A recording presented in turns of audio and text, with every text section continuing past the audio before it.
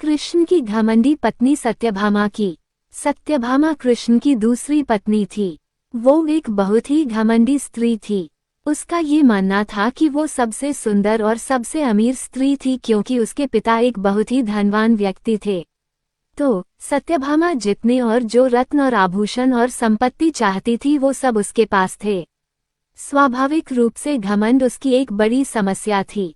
एक बार कृष्ण के जन्मदिवस के अवसर पर सत्यभामा ने सोचा कि वो सबको दिखाएगी कि वो कृष्ण को कितना प्यार करती थी।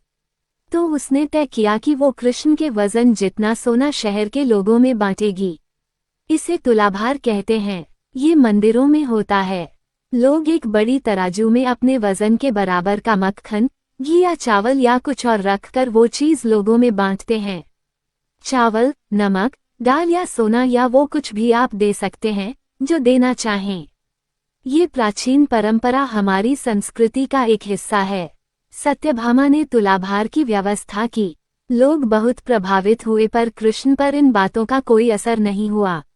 वे जाकर तराजू के एक पलड़े पर बैठ गए।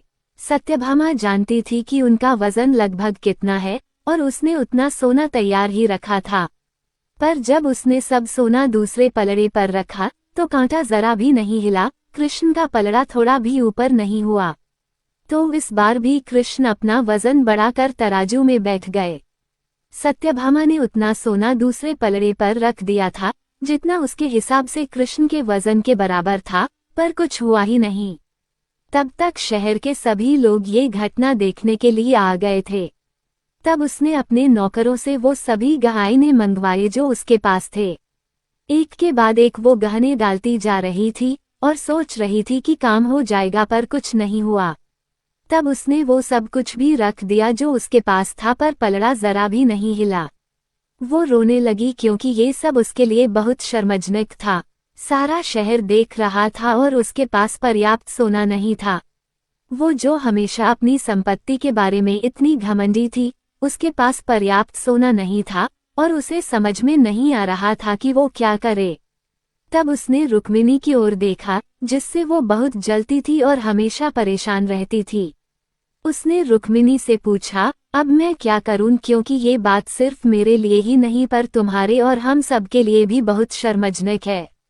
मैं क्या करूं? तब रुक्मिणी बाहर गई और तुलसी के पौधे के 3 पत्ते उठा लाई। जैसे ही तुलसी के वे पत्ते उसने तराजू के दूसरे पलड़े पर रखे, कृष्ण का पलड़ा तुरंत ही ऊपर